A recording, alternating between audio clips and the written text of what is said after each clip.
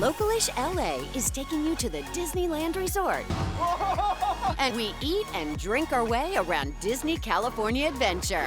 Plus, we're checking out masterpieces made entirely from Legos. And the hamburger topping that has everyone talking. A Snickers bar.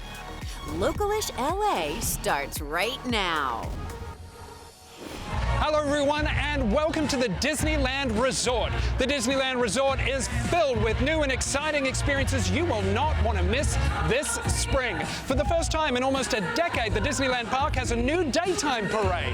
And of course, there's the new Star Wars attraction called Rise of the Resistance. Meanwhile, over at Disney's California Adventure, it's Food and Wine Festival time. You know, there has never been a better time to make magic happen.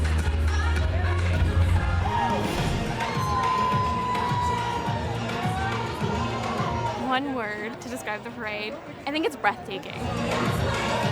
It's just really breathtaking to see all the colors of the floats, just how intricate and detailed everything is. The parade was so good. I had Cinderella.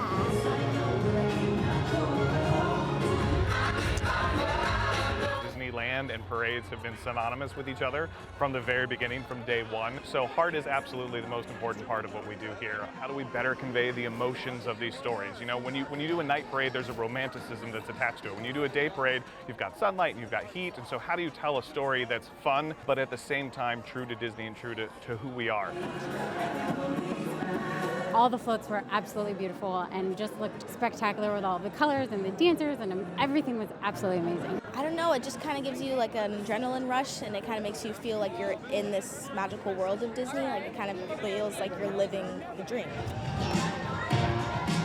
Once I saw Mickey, it was just like joy. You just get this sense of connection. There's something visceral about creating live entertainment. We put so much into it and we're getting exactly that back. We bring your favorite stories to life and we bring it to you. You don't even have to seek it out. You get to sit there, comfortably relax, and watch magic come alive before your eyes. Probably my favorite float was the Moana float, just like the performance costumes.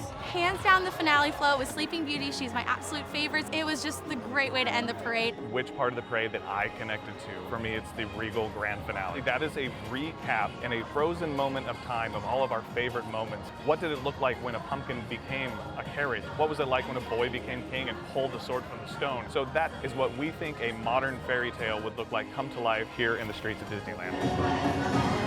Upbeat, it just makes you feel hopeful and happy and magical. It was just magic literally happened. It was magical.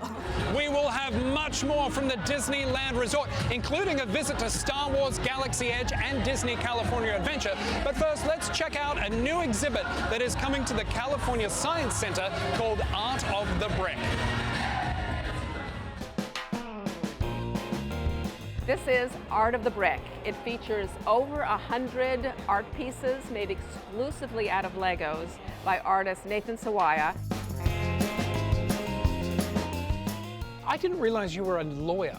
Yes, I practice corporate law in New York City. How does one go from corporate law in New York City to the art of the brick? Well, I would come home after a long day as a lawyer and want to do something else. I'd want to tap into my creativity. One day I just thought, could I sculpt out of this childhood toy Lego bricks? So tell us about the art of the brick. It's something I've been working on for many years, and you really see a variety of works of art as you walk through the exhibition. Do you fancy exploring a little with us? Give us a bit of a tour? Yeah, let's walk around, talk about some stuff. Let's talk about this gallery, and who's this handsome man in red? Yeah, this is a self-portrait. It took me a couple weeks to build. It was a lot of time staring at mirrors and photos of myself. There's no particular reason I chose red other than I just felt like that worked for this piece. Okay, so what's in the next room? Well, the next room is about the human condition. I think you can do a lot with the human form, and as you see, there's a lot of different pieces in this gallery. Does this bad boy have a name? Well, this is just a dinosaur skeleton. It's a Tyrannosaurus Rex skeleton that took me 3 months to create. How many bricks in this bad boy? This has about over 80,000 bricks. Tell us about this guy here, Yellow. Well, Yellow is probably my most iconic piece. More people contact me about Yellow than any other sculpture. For me, it's about opening oneself up to the world. It's about giving your all, so much so that your soul is spilling out. I think Legos are particularly popular and good for this. They really feed your imagination. They're basically one continual experiment. If something doesn't work or you want to do it differently, you just unsnap it and start over. Because as an artist, I want to inspire folks. I hope people come to the exhibition, they get inspired, and they explore a little more creativity in their own lives. The Art of the Brick is now open, so go to abc7.com/localish for tickets and information. Now, let's head over to the San Fernando Valley, where there is a restaurant serving up a hamburger with, wait for this, a Snickers bar inside.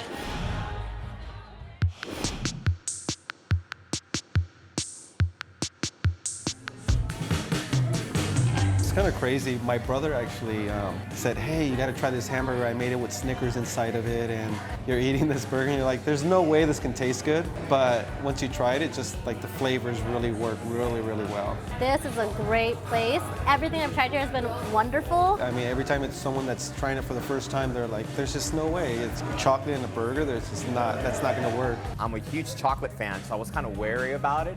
And once you bite into it, like it's an explosion of well-balanced flavors. They love it. And then what's new that's different is actually the chilaquiles. I was raised primarily in Arleta. My parents, they actually live out here in Pacoima now. This is actually still my dad's property. He actually had a marisco place here. And so I just took a chance and decided to open a breakfast spot here in Pacoima. Honestly, it's like a hidden gem. Behind these doors, this pink building, it's like a wonderful oasis here. There was nothing like this around here. And then not only that, I wanted to introduce something different from what IHOP or Denny's was doing. You know, for example, you can come here and you can have menudo on the weekend, still have your pancakes. The Snickers, as soon as I tried the actual burger, I was like, whoa, this was just something completely different. I worked on it for about a month. Actually added green apple because of the caramel, and then from there the bacon. Of course, bacon goes well with everything. And then the cheddar cheese, and it was still missing something. So I came up with a sauce, which was a honey habanero aioli, and that just made it work. I was a little bit wary just because I love chocolate on its own, but everything has been so great, so I was like, okay, I'll give it a try. And it has a really nice blend of the sweetness and the spicy, neither one being too overbearing. When we get customers, they're like, there's no Snickers in here, because they're expecting it to be on top of the burger, and the Snicker bar just sticking out. And it's not, it's actually in the patty, and it just melts right in with the patty. It's really awesome that Rafael, he really gives back to the community, like at least for us. Any of our students that get celebrated, he gives them pancakes, so they can come in, the families come in, and he gives them an option of the pancakes. It's a new year, it's a new us. It's the roaring 20s, and for some reason we all fear it's like it's everybody's year of yes. So just give it a try, because the worst thing you can do is say you didn't like it, but it's a wonderful balance of different flavors all in one bite.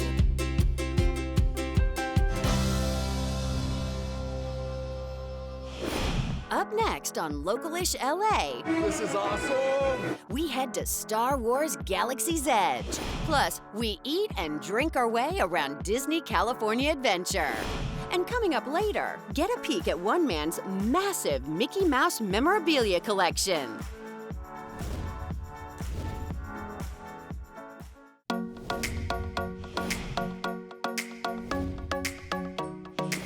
Welcome back to Localish LA. We've moved over to Star Wars Galaxy's Edge here in the Disneyland Park, where there are two thrilling attractions you've got to check out. Millennium Falcon Smuggler's Run, where you get to helm the Millennium Falcon on an interactive smuggling mission, and then the brand... Oh my goodness, look. Hey R2, how's it going? Well, this is going to present a problem because I don't speak droid. Do you speak Australian, maybe? All right, you don't have to look at me like that. He seems quite excited about something. Okay, a little agitated. Well, I guess maybe he's suggesting I join the Resistance. After all, this is the new attraction, Star Wars Rise of the Resistance, and well, Tony Cabrera's already joined. Maybe I should go check it out as well. R2, wait for me.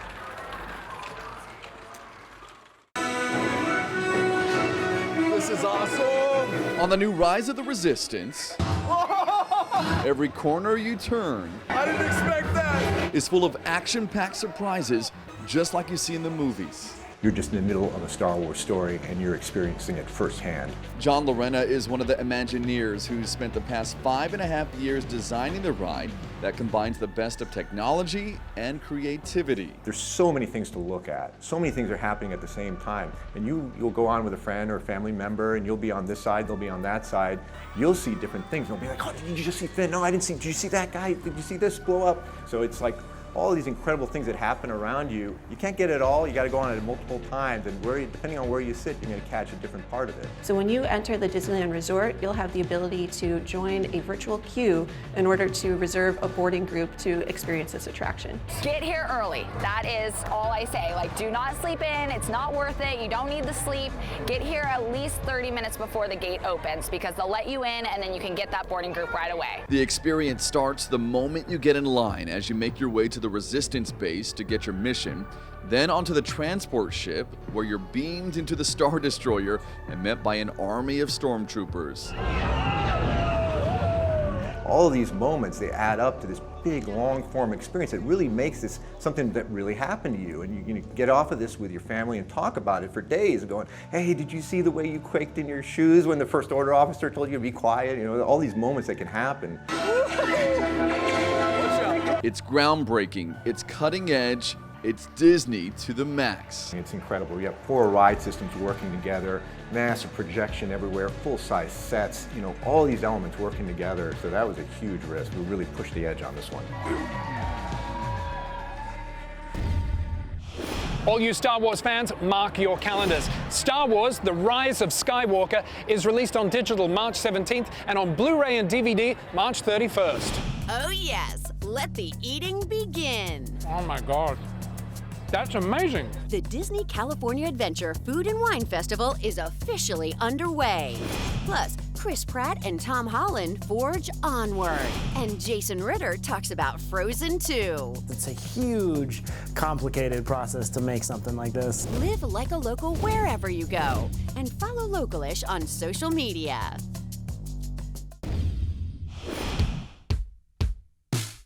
Of course, the Disneyland Resort is full of fun characters and great rides for kids, but it's also a great place for adults, especially here at California Adventure during the Food and Wine Festival. And I'm joined by Gary Magetti, General Manager of California Adventure. Thanks for having us. Tell us about the Food and Wine Festival. Well, it's on now through April 21st, and this is actually our 5th year in a row that we present at the festival. You have access to all of our marketplaces. There's 13 of them to try. And the best way to experience the festival is one of these little beauties.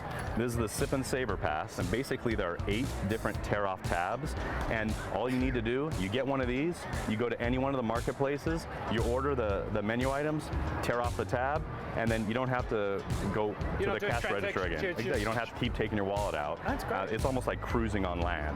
Let's talk about walk through some of these. So what do we got here? Here's the deal. So here's what we've learned. We've learned that mac and cheese is a thing. This is the Impossible Cheeseburger mac and cheese. Oh, you got to taste it. All right. It tastes like a cheeseburger. I have to go in for a bit more, Gary. So this is our French onion grilled tenderloin slider. Oh my God. That's amazing. So we're in front of the berry patch. These look very berry delicious. Yes. See what I did? This is our decadent at all. Obviously, we got Mickey shape, that fun Disney whimsy. Caramel, peanut, macaron, chocolate macaron. But I need to wash it down with something. It is the Food and Wine Festival. How does the wine part work? Well, so we've got a couple dozen different wines, and many different wineries represented as well. It's also beer, so it should be the Food and Wine with Beer and Cocktails Festival. What would you say is the best way to get the most out of your Food and Wine Festival experience? Well, get a chance to scope out the marketplaces, and you can use the festival tasting passport to see if there's something in particular you want to try, and then just go to one marketplace and order from any other marketplace. You don't even have to wait in line again. Yeah, I love that. This is the best. And you know, we at Localish LA, we like to bring you the best and the coolest things happening in Southern California. And of course, this is the entertainment capital of the world, so we like to keep you up to speed with what's happening on the red carpet. This week, Chris Pratt and Tom Holland team up again, this time in the Pixar universe playing brother elves on a quest to find a little magic. In Onward, the pair set off on their adventure in their van Guinevere. When we sat down with the stars, Chris shared with us about his own Guinevere. I had another van in Hawaii called the Scooby-Doo van. It had a mural on the side, painted by me, of Shaggy holding Scooby, and I lived in it for a year, and that was my Guinevere, although my friend Zeb owned it. You should make a film about that.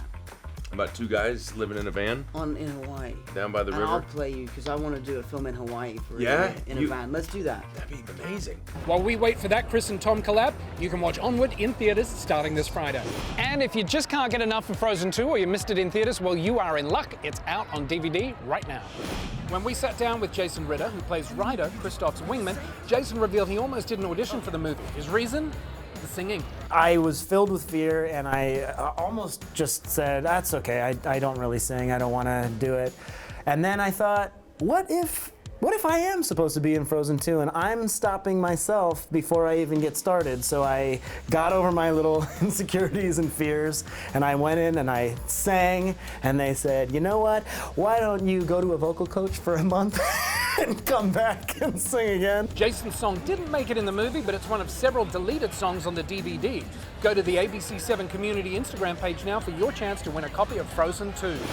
And now for an entertainment story that is very localish. East Los Angeles Rising features a special after-school program started by Keke Palmer called Saving Our Cinderellas. The program has visits from celebrity godparents like Mixed-ish star Michael Harris. Raven's home actress Sky Katz paid a visit to the program recently to offer a little advice and support to the kids. I feel like it's really important for these kids to see that they could be on TV and they could be one of the kids that they watch, because they watch me and they're like, wait, you're on TV, how are you here in front of me right now? And I'm like, yeah, you could do it too. I think it's inspiring and encouraging for them. To see the full story and much more entertainment news, be sure to follow On the Red Carpet on Twitter, Facebook and YouTube, and at OTRC on Instagram. Now for a different kind of celebrity, well, more of a hero. Meet the local guy who spends his free time cleaning up his community for the fun of it.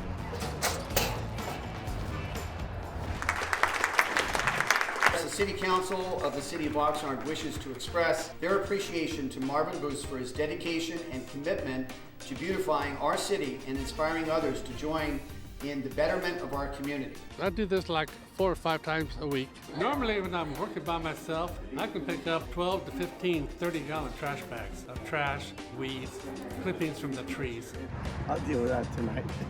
I met Marvin by just driving by and seeing him, so I decided to cancel my exercise routine and come out and help out. Yes, we expect the city to do all of this, but budget cuts and other things, they haven't had the ability or the opportunity to do this. So therefore, we need to take on some of the chores ourselves. I'm a native of Oxnard. I've lived here all my life, and I'm proud of the city. His focus seems to be, what can I do to help other people and make things happen? And if I get recognized for it, that's great. And if I don't, that's okay too. Today we're doing what I call neighborhood cleanup. I've known him for 30 plus years, and he's always the type of person that wants the best for the community. It's all about community pride. You want to make it better, and that's what he's doing. I can't say enough on how to appreciate him. He's a force, and it's contagious. So I actually went into work on Sunday and was picking up trash. When you put in an hour's worth of work, and you know what it looked like before, then you turn around and look down that same street, and it looks like a brand new neighborhood. Everything is so clean. That is just self-fulfilling. This is the self-motivation. When I see how good it looks, it makes me want to do more. It's awesome being recognized. I feel honored that they took the time and the effort just to do it. And we're hoping that it inspires other people in the city to do the same. He's also helped the probation department, where we have people that are on probation. He takes them out and teaches them how to work and how to be responsible and so forth. The city of Oxnard, it needs its citizens to come together and to do good and to pay it forward. So people like Marvin are inspiring others to carry that torch. And I hope everyone kind of rises to the challenge and finds their unique way to chip in and give back.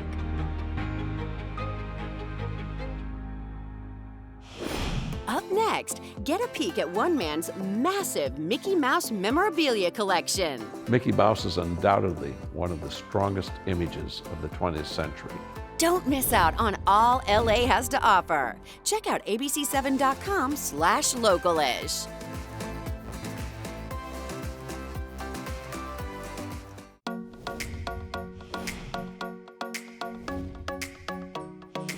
Now, you can't come to the Disneyland Resort without doing a little bit of shopping.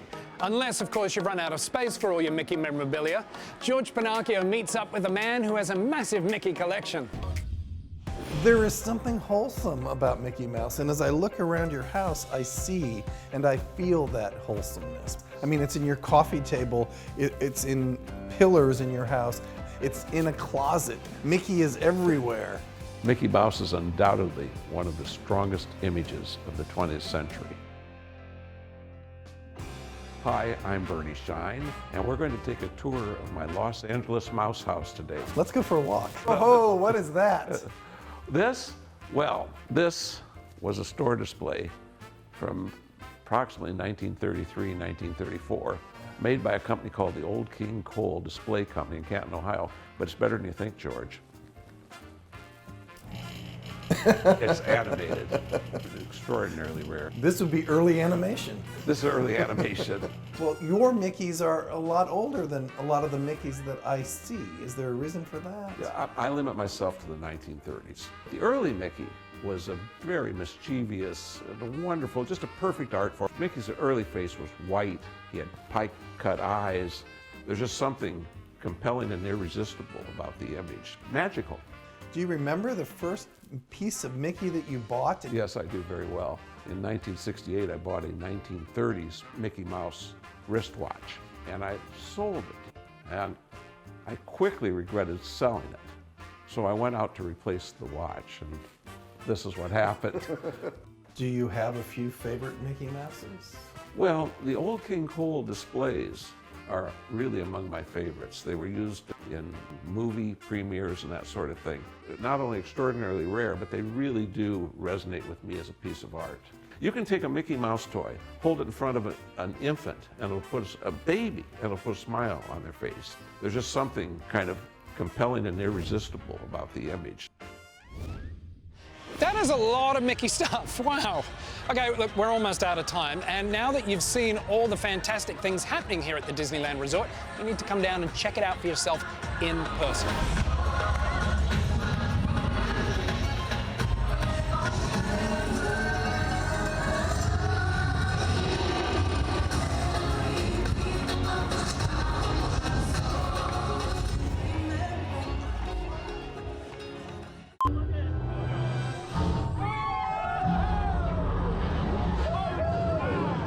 Oh my goodness, check it out, it's R2-D2. This is huge. Hi, how are you? Good morning, hello? Don't miss an all-new episode of Localish LA on Sunday at 6:30 on ABC 7. Or click on the subscribe button and watch Localish LA anytime.